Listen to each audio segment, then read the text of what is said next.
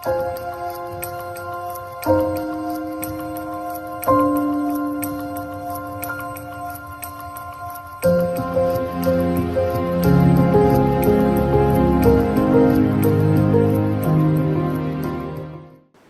సువార్త 9వ అధ్యాయము 9వ వచనం నుంచి 13వ వచనం వరకు ఎవరైనా మైక్లో చదివిన సహాయం చేయండి. యేసు అక్కడ నుండి వెళ్ళుచు సుంకపు మెట్టునొద్ద కూర్చుండి ఉన్న మత్తయి అను ఒక మనిషిని చూచి నన్ను వెంబడించుమని అతనితో చెప్పగా అతడు లేచి ఆయనను వెంబడించాను.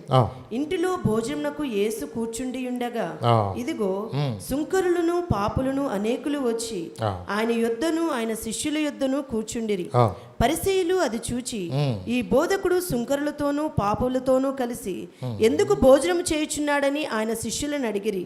ఆయన ఆ మాట విని రోగులకే గాని ఆరోగ్యము గలవారికి వైద్యుడు అక్కరలేదు గదా, అయితే నేను పాపులను పిలవవచ్చి తిని గాని నీతిమంతులను పిలవరాలేదు గనుక కనికరమునే కోరుచున్నాను గాని బలిని కోరను అను వాక్య భావం ఏమిటో మీరు వెళ్ళి నేర్చుకునడని చెప్పాను. చూడండి, ఇక్కడ మన వాక్య భాగంలో మనం గమనించినట్లయితే యేసు ప్రభు వారు ఆయన పిలువబడింది ఎందుకంట, నేను పాపులను పిలవచ్చుదని కానీ నీతిమంతులు నేను పిలువ రాలేదు అన్నాడు. అంటే ఈ లోకంలో నీతిమంతుడు లేడు, ఒక్కడు కూడా లేడు. ఆయన ప్రతి ఒక్కరిని కూడా ఆయన ప్రేమిస్తున్నాడు. అందుకని నేను పాపులను పిలవచ్చుదని కానీ నీతిమంతులను పిలువ రాలేదు అన్నాడు. ఈ సందర్భం ఎందుకంటే అక్కడ మనం గమనించినట్లయితే ఒక సుంకరైన వ్యక్తి అక్కడ సుంకము మెట్టు దగ్గర ఉండి సుంకం వసూలు చేస్తున్న మత్తయి అనే ఒక మనుష్యుని గురించి ఆ మనుష్యుడు యేసు ప్రభుతో కలిసి భోంచేస్తున్నప్పుడు మాట్లాడిన సందర్భం. అంటే ఈ లోకంలో మనుషులలో భేదాలు పెట్టుకుంటూ ఉంటారు. రకరకాలుగా వాళ్ళకున్న మరి కుల వ్యవస్థను బట్టి కానివ్వండి, వాళ్ళకున్న ఇలాంటి మనుషుల్లో కొంతమంది భేదాలు. పూర్వం కూడా యూదుల్లో కూడా ఒక ఉండేది ఏంటంటే, యూదులంట సమరయులతో సాంగత్యం వాళ్ళు చేయరు అని ఉంటుంది కదా. అలాగే మనుషుల్లో కొంతమంది మేము ఫలానా అనుకునే భేదాలు నేటికి మనం సమాజంలో కూడా చూస్తున్నాం. మరి ఇలాంటి తారతమ్యములు కలిగిన పరిస్థితుల్లో మనము ఉంటున్నప్పుడు మరి యేసు ప్రభువారు ఆయన ప్రతి ఒక్కరిని కూడా మనుషునిగానే భావించాడు తప్ప మీరు ఫలానా అని ఎక్కడ దేవుడు ఎప్పుడు చూడడం. మరి యేసుక్రీస్తు అందరికీ ప్రభు అనే ఉంది వాక్యంలో. యేసుక్రీస్తు అందరికీ ప్రభువే. మరి మనుషుల్లో ఏముంటుందంటే భేదాలు పెట్టుకుంటున్నారు. మరి ఎప్పుడైతే ఈ సుంకరైన వ్యక్తి యేసు ప్రభుతో కలిసి భోజనం చేస్తున్నప్పుడు ఈ పరిచయులైన వాళ్ళు అది చూసి మీ బోధకుడు సుంకరులతోనూ పాపులతోనూ కలిసి భోజనం ఎందుకు చేస్తున్నాడు? వాళ్ళ ప్రశ్న ఏంటి? మీ బోధకుడు సుంకరులతోనూ పాపులతో ఎందుకు భోజనం చేస్తున్నాడు అంటే, ఈ రోజున మనుషుల్లో ఎలా ఉంటుందంటే కొంతమంది ఒక స్వభావాలు వాళ్ళ హృదయాలు ఎలా ఉంటాయంటే వాళ్ళు మేము ఫలానా అనుకుంటూ మనుషుల్లో భేదాలు పెట్టుకుని మనుషులను మనుషులుగా చూడకోకుండా ఉండే పరిస్థితులు లోకంలో మనకు కనబడుతూ ఉంటాయి. మరి యేసు ప్రభు వారు ఆయన మరి ఎందుకు అలాగూ ఉందో నాకు తెలియదు, కానీ మరి వరల్డ్ మ్యాప్లో చూస్తే మీకు సెంటర్గా ఉంటుందని చెప్తారు కొంతమంది చరిత్రకారులు. బెత్లెహేమ్ అనేది అంటే వరల్డ్ మ్యాప్లో మనం గమనించినట్టయితే ఏదో కింద కాదు పైన కాదు ఒక ప్రక్క కాకుండా బెత్లెహేమ్ అనే ప్రాంతము ఆల్మోస్ట్ ఎలా ఉంటుందంట, భూమికి సెంట్రల్గా ఉంటుందనంట. మరి దేవుని చిత్తమో ఏమైందో మనకైతే తెలియదు, కానీ ఒకటి కొంతమంది మనుషుల్లో అమెరికా దేవుడు అనుకోవచ్చు, లేదంటే వేరే వాళ్ళ దేవుడు ఏమైనా అనుకోవచ్చు, కానీ వాక్యం ఏం చెప్తుందంటే యేసుక్రీస్తు అందరికీ ప్రభువు. సరే, ఇక్కడ మనం ఈ రోజున మనం కొన్ని క్రొత్త విషయాలు కూడా మనం నేర్చుకుందాం. ఇక్కడ మరి మత్తయి అనే వ్యక్తి ఉన్నాడు. ఆయన పేరేంటి? మత్తయి అనే వ్యక్తి ఉన్నాడు కదా. ఈ మత్తయి అనే వ్యక్తి విధేయత చూపించాడు. అంటే వెంటనే ప్రభు చెప్పిన మాటకు లోబడ్డాడు. ఇక్కడ ఏమన్నా అంటే ఆ మనిషిని చూచి నన్ను వెంబడించమని అతనితో చెప్పాడు. వెంటనే అతను ఏం చేశాడు? అతను లేచి ఆయన్ను వెంబడించాను. అంటే ఈ రోజున చాలామంది కూడా ప్రార్థనకు రెండో టైం అయిపోతుందన్నా కూడా ప్రార్థనకు సమయానికి రాలేని దినాల్లో మనం చూస్తున్నప్పుడు మరి యేసు ప్రభు చెప్పిన మాటకు వెంటనే అతను ఏం చేశాడు? విధేయత చూపించాడు. నిజమే. నేను చెప్పదలుచుకున్నది కూడా ఈరోజు ఏంటంటే, ఒక మనుషుని యొక్క విధేయత అనేది ఒక మనిషికి ఆశీర్వాదం ఇస్తుంది, నిత్య జీవం ఇస్తుంది. ఒక మనిషిని యొక్క విధేయత ఏం చేస్తుంది? ఆశీర్వాదం ఇస్తుంది, నిత్య జీవం కొట్టిస్తుంది. నిజమే. మరి మనము విధేయత అంటే లోక సంబంధమైన విధేయత గురించి నేను మాట్లాడతారు, కానీ ప్రభు చెప్పే మాటకు మన విధేయత చూపించాలా. ఈ రోజున మనమందరం కూడా దేని కొరకు వచ్చాము? యేసయ్య చెప్పే మాటలు మనం వినాలని. యేసయ్య మనతో ఈరోజు ఏం మాట్లాడినవి ఉన్నారో, మనం ఏం నేర్చుకోవాలని మనం ఆశపడి వచ్చామో, మనలో కూడా ఉండవలసింది ఏంటంటే విధేయత కలిగి ఉండాలి. ఎప్పుడైతే మనము ఆ దేవుని మాటకు మనం లోబడతామో, విధేయత చూపిస్తామో, దేవుడు తప్పకోకుండా ఆయన మనల్ని ఆశీర్వదిస్తాడు. మరి బైబిల్లో ఒక వ్యక్తి గురించి చెప్పండి, మీకు ఎవరైనా తెలిసిన వ్యక్తి దేవుని మాటకు విధేయత చూపించి ఆయన సమస్తాన్ని విడిచిపెట్టి వచ్చిన ఆయన ఎవరున్నారా? ఎవరున్నారు? టక్కని జవాబు చెప్పేది ఏంటంటే అబ్రహాము గురించి. నిజమే. ఎందుకంటే అబ్రహాము నిజంగా విధేయత చూపించాడు. వాక్యం ఏం చెప్తుందంటే, అబ్రహాం అంట దేవుని నమ్మెను, అది అతని నీతిగా ఎంచబడెను. అంటే అబ్రహాము తను ఎక్కడికి వెళ్ళాలో తెలియకోకుండానే దేవుడు నేను చూపించే ప్రదేశానికి వెళ్ళు అంటే ఏం చేశాడు? ఆయన లోబడ్డాడు, విధేయత చూపించాడు. మరి దేవుడు ఏమన్నాడు? మీరు చూసుకోండి, కావాలంటే ఆదికాండం 12వ అధ్యాయంలో మొదటి 3 వచనాలు చూడండి. అక్కడ నీవు లేచి నీ దేశము నుండి నీ బంధువుల యొద్ద నుండి తండ్రి ఇంటి నుండి బయలుదేరి నేను నీకు చూపించు దేశమునకు వెళ్ళము. నిన్ను గొప్ప జనముగా చేసి నిన్ను ఆశీర్వదించి నీ నామమును గొప్ప చేయుదును. నీవు ఆశీర్వాదముగా నుందువు. నిన్ను ఆశీర్వదించు వారిని కూడా నేనేం చేస్తాను? నేను ఆశీర్వదిస్తాను. అంటే ఒక వ్యక్తిని దేవుడు గొప్ప జనముగా చేస్తున్నాడు. ఎప్పుడు అన్నాడు తెలుసా మాట? తనకు పిల్లలు లేని పరిస్థితిలో, గర్భఫలం అనేది అతనికి లేదు అబ్రహాముకి. అలాంటి పరిస్థితిలో దేవుడు ఏమన్నాడు తెలుసా? నువ్వు లేచి నీ బంధువులను, నీ స్వజనులను విడిచిపెట్టి నేను చూపించే దేశానికి నీవు వెళ్ళు. నేనేం చేస్తాను? నిన్ను గొప్ప జనముగా చేసి. ఏమన్నాడు? నిన్ను గొప్ప జనముగా నేను చేసి. అంటే నువ్వు ఎవరినైతే ఆశీర్వదిస్తావో నేను వాళ్ళని ఆశీర్వదిస్తాను. నువ్వు ఆశీర్వాదకరంగా ఉంటావు అంటే అబ్రహామును దేవుడు ఆశీర్వించడా లేదా చెప్పండి? అబ్రహాము యొక్క విధేయత ఏం చేసింది? ఆశీర్వాదాన్ని ఇచ్చింది. ఈ రోజున విశ్వాసులకు తండ్రిగా ఆయన పిలువబడతాడు. ఏంటో తెలుసా? దేవుడిని అతను నమ్మాడంతే.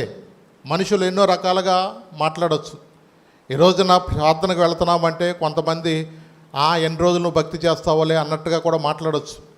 ఎందుకంటే ఈ రోజున చాలా ఆటంకాలు ఎక్కువ వస్తాయి. ప్రార్థనకు వెళ్ళే వాళ్ళకి ఆటంకాలు ఎక్కువ వస్తూ ఉంటాయి. ఎందుకంటే ఈ రోజున సమానంగా మనం చూస్తూ ఉంటుంటే మనుషుల యొక్క స్వభావాలు ఎలా ఉంటాయి అంటే, ఆడు బాగుపడ్డం ఇంకొక బాగుపడినవాడు. మనుషుల యొక్క స్వభావాలు అలాగే ఉంటాయి. ఇక్కడ ఈ సందర్భం కూడా మనం గమనించినట్లయితే యేసు ప్రభు వారు దగ్గరికి ఒక పక్షవాయువు గల వ్యక్తిని తీసుకొచ్చారు. అక్కడ 4 వ్యక్తులు ఏం చేశారు? అతన్ని మంచంతో పాటుగా తీసుకొచ్చి ఆయన్ని తీసుకొచ్చినప్పుడు అక్కడ యేసు వారి విశ్వాసాన్ని చూసి ఏమన్నాడు? ఇక్కడ కుమారుడా ధైర్యంగా ఉండము, నీ పాపములు క్షమించబడి ఉన్నవని పక్షవాయు గల వారితో చెప్పాడు. సామాన్యంగా ఒక వ్యక్తి దేవుని దగ్గరికి వచ్చినప్పుడు ఆ వ్యక్తి కూడా ఆశించేది ఏంటి చెప్పండి? పాస్టర్ గారు వచ్చి నాకు చెయ్యేసి ప్రార్థన చేయాలని ఎవరైనా ఆలోచించేది అదే. అలాగే అక్కడ పక్షవాతంలో వచ్చిన ఆ వ్యక్తితో కూడా అతను కూడా ఆశించేది అదే. నిజమే కదా? మనుషులుగా కొన్నిసార్లు మనం ఆలోచించేది అదే. ఎలీషా కాలంలో కూడా నయమాన్ అనే వ్యక్తి ఏం ఆలోచించాడు అనుకున్నారు మీరు? అతను వచ్చింది ఏ వ్యాధితో వచ్చాడు అనుకున్నారు? కుష్టి వ్యాధితో వచ్చాడు కదా. ఆ కుష్టి వ్యాధి అంటే అది నిజంగా బయటపడితే అతను ఊర్లో ఉంచుతారా? ఊర్లో కూడా ఉంచరో. నువ్వు ఎవరివైనా సరే సమాజానికి వెలుపల ఉండాల్సిందే. అలాంటి వ్యక్తి దైవజనుడి దగ్గరకు వచ్చినప్పుడు ఎలాంటి ఆలోచనతో వచ్చాడుకున్నారు? దైవజనుడు దగ్గరకు వచ్చి నాకు ఏ స్థలంలో అయితే రోగం ఉందో ఆ స్థలంలో తన చెయ్యి వేసి నా కోసం ఏం చేసి నూనె వేసి ప్రార్థన చేయాలనే ఆలోచనతో ఆయన వచ్చాడు. ఆ ఆలోచనతో అతను అక్కడికి వచ్చినప్పుడు కానీ దైవజనుడు ఏమన్నా తెలుసా? నీవు వెళ్ళి యోర్దాన్ నదిలో 7 మార్లు మురుగు అన్నాడు. ఏమన్నాడు? యోర్దాన్ నదిలో 7 మార్లు మునుగు నువ్వు బాగుపడతావని చెప్పాడు. ఈయన ఆలోచన ఏంటి? ఎలీషా గారు నా దగ్గరికి వచ్చి ఎక్కడైతే రోగం ఉందో అక్కడికి వచ్చి చెయ్యేసి ప్రార్థన చేస్తే నేను బాగుపడతారన్న ఆలోచన చేత ఆయన వచ్చాడు. మన ఆలోచనలు వేరుగా ఉండవచ్చు, దేవుని ఆలోచన వేరుగా ఉండవచ్చు. అంటే మన ఆలోచనల ప్రకారం మనం అనుకోవచ్చు, కానీ దేవుని యొక్క ఆలోచనలు అవి మనకి కొన్నిసార్లు మన ఊహకు అందని ఆశీర్వాదాలు ఇస్తాయి. అక్కడ మనం గమనించినట్లయితే ఈ ఎలీషా వెళ్ళటానికి తను కొంచెం ఆలోచించాడు. తన మనసులో ఎన్ని రకాలైన వచ్చినాయి అంటే, మా ఊళ్ళో మంచి మంచి నదులు లేవా? మా దేశంలో ఇంతకన్నా గొప్ప నదులు మాకు లేవా? నేను వెళ్ళి యొర్దాను నదిలోనే ఎందుకు మునగాలి అన్న ఆలోచన. అంటే ఒక వ్యక్తి బాగుపడుకోకుండా ఆ వ్యక్తిలో ఎన్ని రకాల ఆలోచనలు వస్తాయో, ఒక వ్యక్తి విధేయత చూపించుకోకుండా ఎన్నో రకాలైన ఆలోచనలు ఒక మనిషిని ఏం చేస్తాయంటే ఎప్పుడు వెనక లాగుతాకే చూస్తాయి. నిజమే. అపవాది అన్నవాడు మైండ్ గేమ్ ఆడతాడు ఎక్కువాడు. నీ మనసుని వాడు స్వాధీనపరుచుకుంటూ చూస్తాడు. నువ్వు మందిరానికి వస్తావు, చర్చిలో ఉంటావు, పాటలు పాడతావు, ఆరాధనలో చేస్తావు, కానీ నీ హృదయాన్ని మాత్రం ఇవ్వటానికి ఇప్పుడే కాదులేని ఒక నీ ఆలోచన కలిగి ఉండటం వలన నువ్వు ఆత్మీయ ఆశీర్వాదం నువ్వు పొందలేకపోతున్నావు. ఈ రోజున అందరికీ ఆశించేది అదే. నాకు వ్యాధి నుంచి విడుదల పొందాలని ఆశ ఉంటుంది, నేను ఆశీర్వాదకరంగా ఉండాలని ఆశ ఉంటుంది, నాకు మంచి గృహం కట్టుకోవాలని, వివాహం చేసుకోవాలని, నేను అన్ని విషయాల్లో కూడా పైవాడిగా ఉండాలని ప్రతి ఒక్కరికి మంచి ఆలోచన ఉండొచ్చు, మంచిదే. కానీ ఈ రోజున ఆ ఆశీర్వాదము పొందుకోకుండా అపవాది నీ మనసులో ఏం చేస్తాడంటే రకరకాలైన ఆటంకాలు పెడుతూ నిన్ను బాగుపడుకోకుండా, వాడు దేవునికి మహిమకరంగా నువ్వు జీవితం వండుకోకుండా వాడు ఎప్పుడు కూడా నిన్ను వెనక లాగుతూనే ఉంటాడు. నువ్వు గమనించుకోవాలా. నీ మనసులో ఎప్పుడు కూడా దావీదు వలె మాట్లాడాలా. దావీదు మాట్లాడితే 103వ కీర్తనలో ఏదో పిచ్చోడు మాట్లాడినట్టుగా మాట్లాడాడు అనుకోవచ్చు. ఏమన్నాడు తెలుసు అక్కడ? నా ప్రాణమా యెహోవాను సన్నిధించము, నా ప్రాణమా ఆయన చేసిన ఉపకారములలో దేన్ని కూడా. అంటే ఇవన్నీ కూడా తన ప్రాణంతో ఎందుకు చెప్పుకుంటున్నాడు? ఈ రోజున మనము కూడా దేవుని సన్నిధిలోకి వచ్చింది మనము విధేయత చూపించాలని, మనము ఆశీర్వించబడాలని, మనందరం నిత్యజీవం పొందాలని, వ్యాధుల నుంచి విడుదల పొందాలని. కానీ ఈ రోజున ఆ వ్యక్తి వచ్చినట్టుగానే ఒక్క వారం కాదు కదా, కొన్ని నెలలు కాదు కదా, సంవత్సరాల తరబడి కూడా అదే రీతిగా ఆ వ్యక్తి కొనసాగుతున్నాడంటే అర్థం ఏంటో తెలుసా? ఆ వ్యక్తిలో విధేయత అనేది లేదు. ఆ వ్యక్తిలో తనకి వ్యతిరేకంగా పనిచేస్తున్న ఆ మనసునే తను స్థిరపరుచుకుంటున్నాడు తప్ప, నేను బాగుపడాలి, నేను విధేయత చూపించాలి, నేను దేవుని యొక్క రాజ్యమునకు చెందిన వ్యక్తిగా బ్రతకాలి అన్న ఆలోచన ఈ రోజున చాలామందిలో కూడా రావట్లేదు. ప్రార్థనకు వచ్చావా అంటే వచ్చావు, వెళ్ళావు. వాళ్ళు ప్రార్థనకు వస్తారే కానీ ఏమీ పొందుకోలేరు. మనం ఏమీ పొందుకుంటాను కాదండి. ఎప్పుడు పొందుకుంటావు తెలుసా? నువ్వు విధేయత చూపించినప్పుడు. ఎప్పుడు? నువ్వు విధేయత చూపించినప్పుడు. మరి మత్తయి మనం గమనించినట్లయితే ఆయన విధేయత చూపించాడా లేదా? వెంటనే అతను ఏం చేశాడు? ఆయన ప్రభుని వెంబడించాడు. ఈ రోజున మనము కూడా సంవత్సరాలు రక్షణ కోసం తీసుకోకూడదండి. సంవత్సరాలు బాప్తిజం కోసం నిరీక్షించవసరం లేదండి. నేడే రక్షణ, నేడే అనుకూల సమయం అన్నాడు దేవుడు. కానీ ఈ రోజున చాలామంది ఎందుకు? వాక్యం తెలియక. వాక్యం తెలుసు కానీ ఈ రోజున వాళ్ళ మనసులో నిర్ణయించిన దానికే స్టిక్ అయి ఉంటున్నారు తప్ప, నా జీవితాన్ని మార్చుకోవాలి, నేను విధేయత చూపించాలి, నేను లోబడాలి, నా పాపాలు ఒప్పుకోవాలి, నేను బాప్టిజం తీసుకోవాలా, నేను ప్రభు బలలో పాల్గొనాలా అనే సత్యాన్ని ఈ రోజున మనసులో అది తీసుకోకుండా వాళ్ళు అనుకున్న ఆలోచనకే వాళ్ళు అలాగూ ఒక నిర్ణయానికి వాళ్ళు ఉండిపోవటం వల్ల వాళ్ళ జీవితాల్లో మార్పు అనేది రావటలేదు. ఈరోజుకి చాలామంది కూడా దేవుని యొక్క సత్యము తెలియక కాదు, తెలిసి విధేయత చూపించలేకపోవటం వల్లనే ఎన్నో ఆటంకాలు వస్తాయి. నిజమే. ఆ నలుగురిలో ఉన్న విశ్వాసాన్ని చూసి ప్రభు ఒక మాట అన్నారు. ఏమన్నా తెలుసా అక్కడ? నీ పాపములు క్షమింపబడి ఉన్నవని పక్షవాయు గలవానితో చెప్పాను. నీ పాపములు ఏమైనా ఇప్పుడు క్షమించబడి ఉన్నవి. ఇది కొన్నిసార్లు మనుషుల్లో ఎలా ఉంటుందంటే, వచ్చింది దేనికంటే ఈయన పాపాలు క్షమించదు అని అంటాడంటే అనుకోవచ్చు. ఈ రోజున ప్రార్థనకి చాలామంది రాకపోవటం కారణం కూడా ఏంటో తెలుసా? ప్రార్థనకు వచ్చిన కాడి నుంచి కూడా అమ్మ మీ హృదయాన్ని సరి చేసుకోండి, మీ పాపాలు ఒప్పుకోండి, ఒకవేళ మీకు మేలు కలగకున్నట్లు మీ పాపంలో ఏమైనా అడ్డంగా ఉన్నాయేమో, అందుకనే మీరు హృదయాన్ని సరి చేసుకోమని దైవజనులు చెప్తారు. కాబట్టి వాళ్ళకి ఈ మాట ఇష్టం ఉండదు. అందుకనే కొంతమంది ప్రార్థనకు వచ్చేవాళ్ళు సైతం కూడా దేవుని మందిరానికి నామినల్గా వస్తారు, కానీ వాళ్ళ మనస్సంతా ఊరికినే రోగం పోవాలని చెప్పేసి ఎవరో చెప్తారు, ఒక తాయెత్తు కట్టించుకుంటే పోద్దేమో. నిజమే, ఏదైనా ఒక తాయెత్తు కట్టించుకుంటే పోద్దని ఎవరో చెప్పిన మాట వాళ్ళు వింటారు, కానీ మన హృదయాన్ని సరి చేసుకుని నీ పాపాలను ఒప్పుకుంటే, నీ పాపాలు క్షమించబడితే నువ్వు వ్యాధి నుంచి స్వస్థత పొందుతున్నావు నా మూల సత్యాన్ని ఈ రోజున క్రైస్తవులే తీసుకోలేకపోతున్నారు. ఈ రోజున మందిరానికి వస్తున్న మన ఆత్మీయులో ఎంతో తెలుసు, సత్యం తెలుసు. మనిషికి తెలియకోకుండానే లోపల చాలా ఉంటుందంట. యాపకాయంత చేదు ఉంటుందంట మనిషికి. ఈ చేదు మనిషిని లోబడినివ్వదు, అది విన్ననివ్వదు. మనుషుల్లో ఏంటంటే అహం. ఒక పక్కన కుష్టు రోగం నలుగురికి తెలిసిందంటే అది బతుకు బస్ స్టాండ్ అయిపోద్ది. అయినా ఆలోచన ఉందా? నేనంటే ఏమనుకున్నా, మా ఊళ్ళో లేవు అనుకున్నావా? ఈ మాటే ఎక్కడో. అంటే మనుషుల్లో లోబడుకోకుండా, విధేయత చూపించకుండా ఒక అవిధేయత అనేది ఏం చేస్తుందంటే మనిషి మీద ఎక్కువగా ఏలుబడి చేస్తూ ఉంటుంది. మొత్తానికి దేవుని కృపను బట్టి ఒక మంచి సలహా ఇచ్చాడు ఒక అతను వెళ్ళి వెనకాల. అయ్యా, ఆయన ఏదైనా గొప్ప పని చేయమంటే నువ్వు చేయకుండా ఉంటావా? ఆయన ఏమన్నాడు? వెళ్తా వెళ్తా మీరు యోర్దాను నదిలో దారిలోనేగా, వెళ్తా వెళ్తా 7 మార్లు స్నానం చేసి వెళ్ళండి. చూడండి, ఒక ఐడియా అంటే జీవితాన్ని మార్చేసినట్టుగా పాపం సహోదరుడు చెప్పిన ఒక ఆలోచన అతని జీవితంలో ఏం చేసింది? విధేయతకు ద్వారం తెరిచింది. ఏం చేసింది? విధేయతకు ద్వారం తెరిచింది. తను మొత్తానికి వెళ్ళాడు.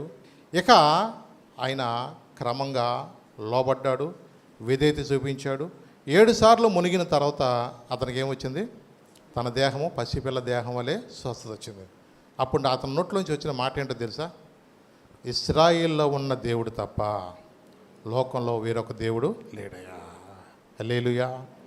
అంటే ఇశ్రాయేల్లో ఉన్న దేవుడు తప్ప ఈ లోకంలో మరొక దేవుడు లేడు. అంటే ఇంత అద్భుతాలు చేయగలిగిన దేవుడు, ఇంత స్వస్థత ఇవ్వగలిగిన దేవుడు, నా శరీరములో సగం క్షీణించిన మాంసంలాగా అయిపోయిన నా శరీరాన్ని నాకే వాసన వస్తూ, నాకే కంపు కొట్టుకుంటూ, నాకే నా జీవితంలో ఒకలాంటి వేదనతో కుమిలిపోతున్న నా జీవితంలో ఎంత గొప్ప మార్పు ఇచ్చిన ఆ దేవుడు లోకంలో ఇంకెక్కడ లేడయ్యా.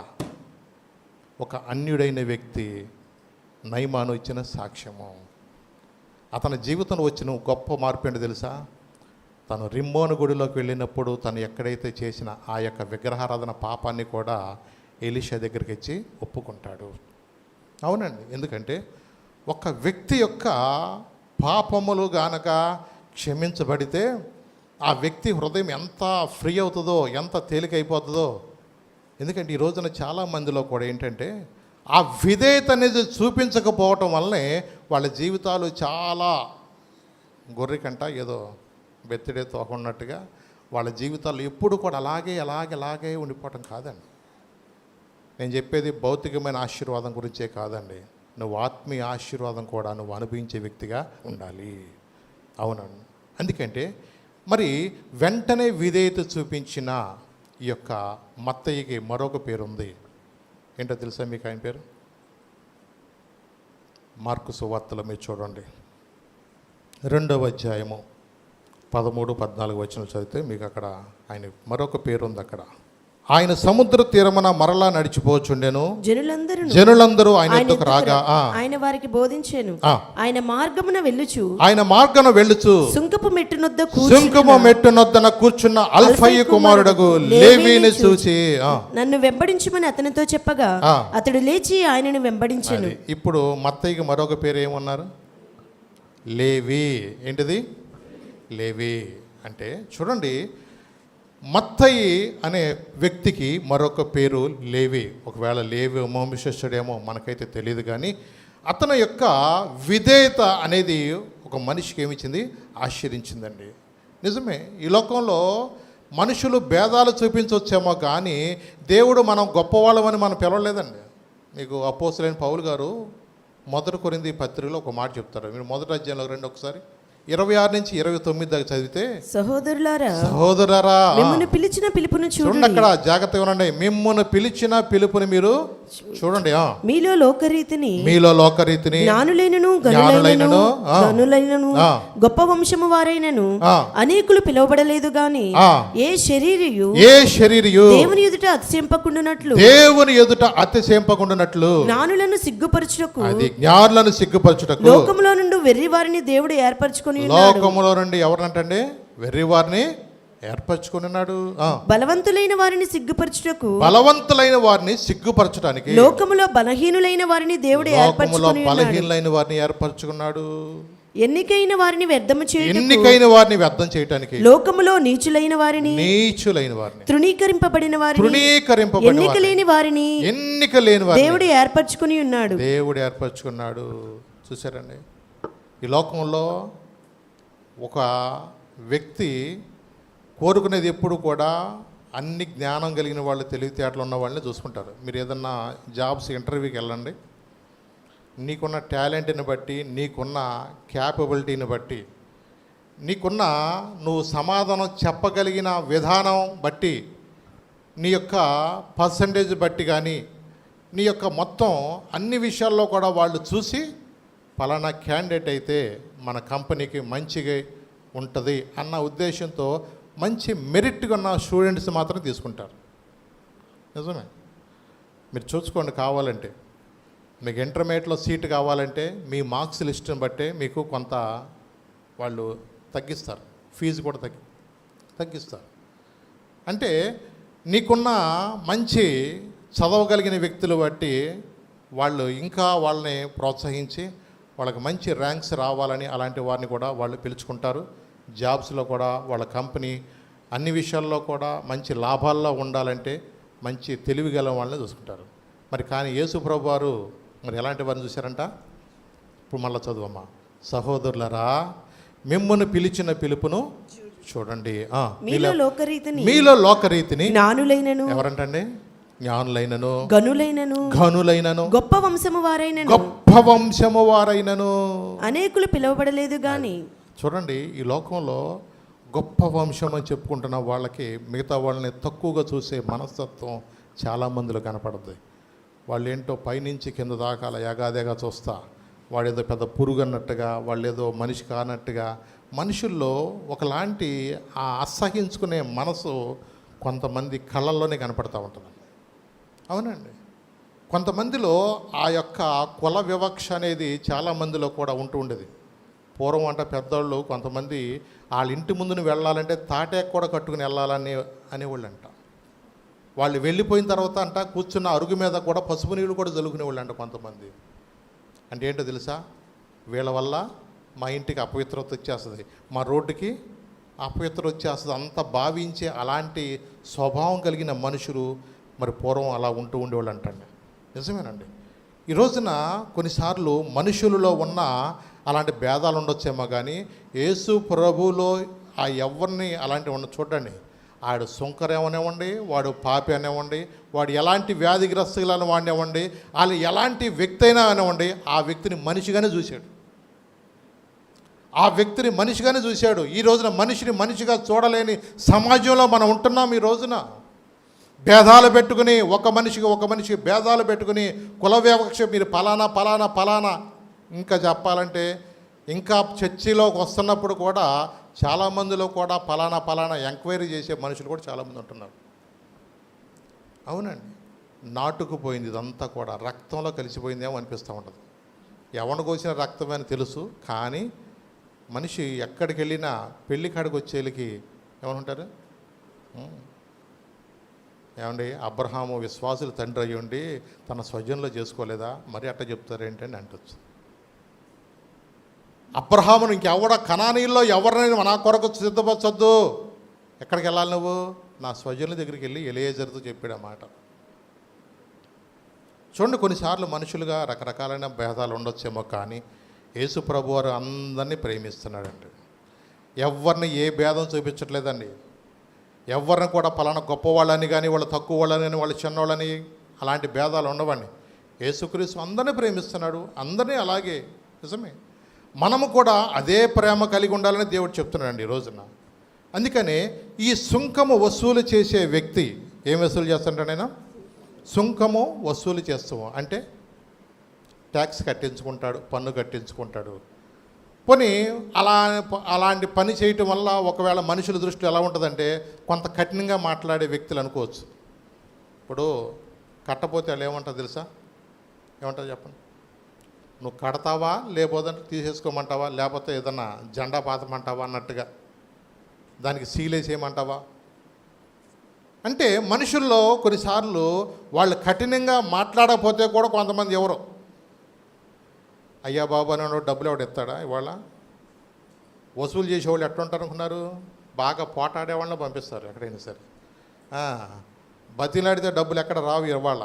కొన్నిసార్లు మనుషుల్లో ఇలాంటి పేదరికాన్ని బట్టి ఎన్నో సమస్యలు కూడా చాలామందిలో వస్తూ ఉంటాయి. అందుకని ఆ సుంకం వసూలు చేసేవాళ్ళు ఏం చేస్తారంటే కొంత కఠినంగా మాట్లాడతారు. మీకు తెలుసు జక్కని గురించి, ఆయనకు ఒక పెద్ద బిరుదు ఇచ్చేసే జనాలు. లోకాసు వార్త 19:2 చూడండి. ఆయన సుంకపు గుత్తదారుడు ఉందా, ఏముంది ఆయన గురించి? ఆయన సంచరించుచు ఎరుకో పట్టణంలో ప్రవేశించి దాని గుండా పోవుచుండెను. ఇదిగో ఇదిగో సుంకపు గుత్తదారుడును, సుంకము గుత్తదారుడును, ధనవంతుడునైన జక్కయ్య అని పేరు. ఆయన పేరేంటి? సుంకపు గుత్తదారుడు. అతనికి ఎంత బిరుదు ఉందో తెలుసా? మీరు 6వ వచనం 7వ వచనం ఉంటుంది అక్కడ, పాపి అయిన మనుషుడు అని ఉంది అక్కడ. ఏముంది అక్కడ చూడండి. అతడు త్వరగా దిగి సంతోషంతో ఆయనను చేర్చుకొనెను. అందరూ అది చూచి ఈయన పాపి అయిన మనిషిని యొద్ద బస చేయ. ఎంత పెద్ద బిరుదు ఇచ్చిందో సమాజం చూసావా? ఎవరికి? సుంకము వసూలు చేసే వ్యక్తికి. అంటే సుంకం వసూలు చేసే వ్యక్తికి ఏం పేరు పెట్టారు చెప్పండి? ఇప్పుడు వీళ్ళ బాధ అంతా ఏంటో తెలుసా? ఈయన సుంకరులతోనూ పాపులతోనూ ఇదే డౌట్ కదా అక్కడ కూడా. ఇప్పుడు ఎరికలో కూడా జనాల డౌట్ ఏంటి? ఎంతమంది మంచివాళ్ళం మేము యేసుప్రభు వెళ్తుంటే ఈయన ఎవరింటికి వెళ్తున్నాడు? ఒక పాపి అని మనిషికి ఇంటికి వెళ్తున్నాడు ఈయన. అంటే మనుషులలో ఆయన వచ్చిందే పాపుల కొరకు. లోక పాపములను మోసుకొని పోవు దేవుని యొక్క గొర్రెపిల్ల. అవునండి, ఈ రోజున చాలామంది కూడా మనుషులు అనుకోవచ్చు ఆయన నీతిమంతుల కొరకు రాలేదండి, ఆయన ఆరోగ్యం కలగ వారికి డాక్టర్ అవసరమా అంటే. ఈ రోజున చాలామందిలో కూడా ఏంటంటే మనిషి వాళ్ళ యొక్క బలహీనత, వాళ్ళ యొక్క పరిస్థితి కొన్నిసార్లు దాన్ని బట్టి మనుషులు రకరకాలుగా మాట్లాడొచ్చేమో, కానీ యేసు ప్రభు చూసేది ఏంటంటే నీ యొక్క సమర్పణ, నీ విధేయతనే దేవుడు చూస్తాడు.